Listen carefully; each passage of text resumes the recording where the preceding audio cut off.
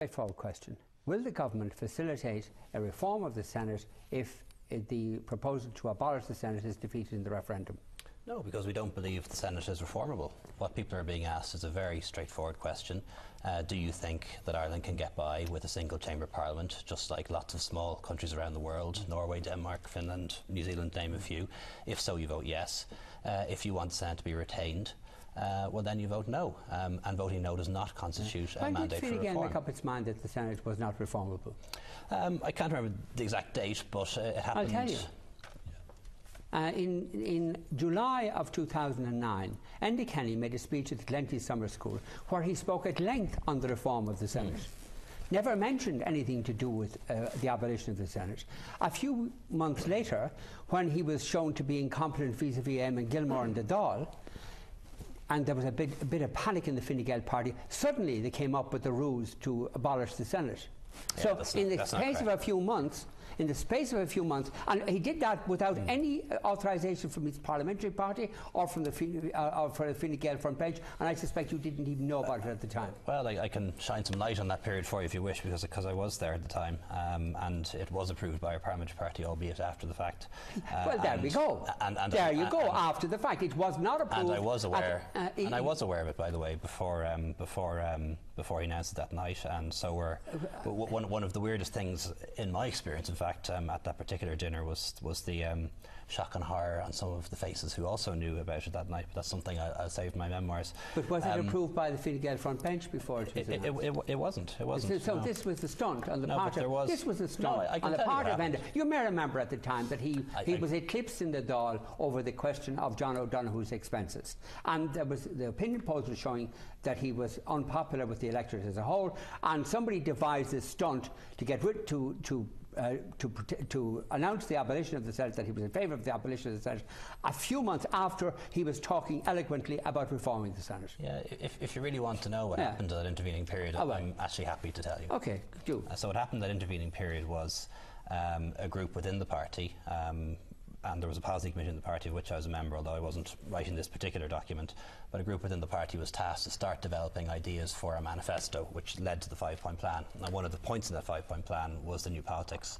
So a researcher was appointed to write up the new politics, which included many of the reforms that we've already introduced, like the ban on corporate donations, like the changes to public appointments. It included many of the things that we're about to do in the future, such as the whistleblowing legislation, the lobbying and so on.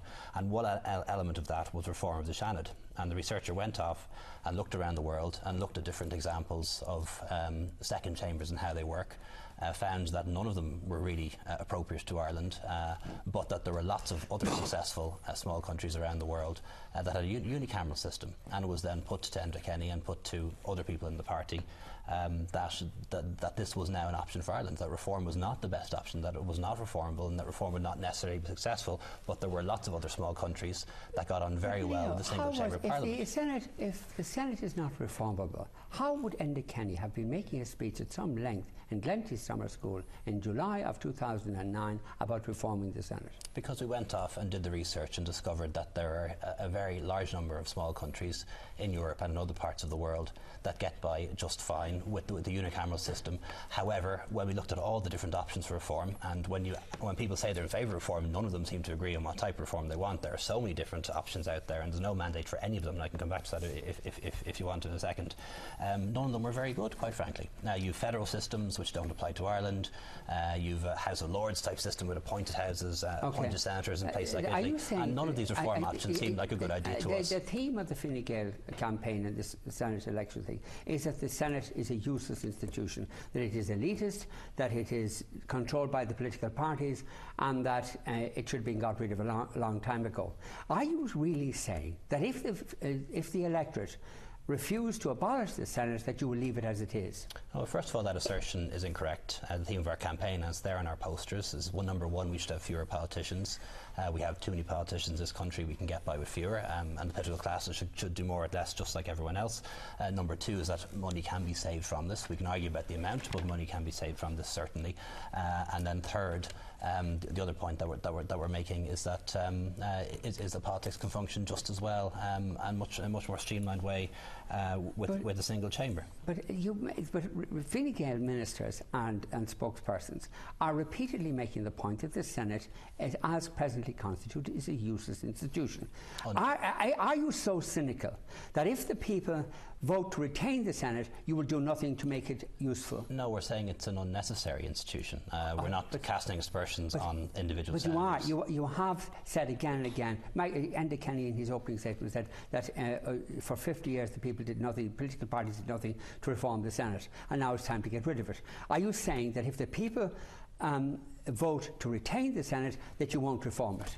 We've come to the conclusion that it is not reformable. Therefore, we can't make a promise to reform the Senate when we don't believe it can be delivered. You don't think it could be improved? You don't think it could be improved? Not sufficiently that would merit hanging on to it, quite frankly. But you think it could be improved? I think it's possible to improve anything. That doesn't mean you keep it. All right, but you think it could be improved? I think it would be better. All right, but you think it could be improved? So the choice is not between abolishing the Senate and keeping the Senate as it is. It's a choice between abolishing the Senate and having an improved Senate. No, the choice is what is there on the ballot paper is either vote yes to abolish the Senate or vote no to retain it. And let me explain to you why I don't think any reform would work. First of all, there is no consensus on what people want when it comes to reform. Some people want a directly elected chamber, which would then be in competition with the Dáil. You could achieve a consensus if you tried to. No, but that is actually the whole point. There have been, I think, 11 or 12 different reports now, and they were, and what you end up, you see, when you get a consensus on Senate reform, what you end up is with the buffet option. You get a bit of everything because in order to get a consensus, you have to get a bit of everyone's idea. So we have as the people who want the Senate of Grandees, you have the people who want a directly elected one, you have people who want a citizen assembly, and what you get is a buffet option, and they aren't very good. A lot of people think this is about the most cynical thing that has occurred in politics in the last while.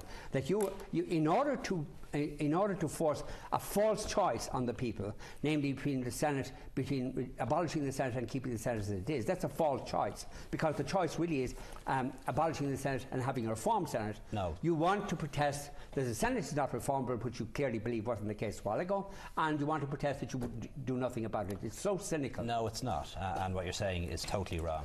The people who are offering a false choice are those who are arguing in favour of a reform Seanad, who are trying to say to people that somehow if you vote no, you'll get a reform Seanad. You won't. What will end up is there'll be another report done that come up with some sort of... Well, you could under another government. I know Fianna Fáil have put it down as a priority that if it's a thing that they're in at the next general election, that a reform of the Seanad would be a priority for them. Under the current lifetime of this government. Well, you're absolutely correct in that. If people do vote to abolish the Seanad, I hope they do, they can, if they so wish, re-elect Fianna Fáil and to bring the Seanad back. That is correct. Stephen, what do you make of this? Look, I'm coming at this with no party political baggage whatsoever. What I want is the best possible Oireachtas, and I can tell you after 2.5 years in the Dáil that the Dáil does not work. We've just seen leaders' questions. That's the mechanism in our national parliament where the opposition leaders get to hold the Taoiseach to account.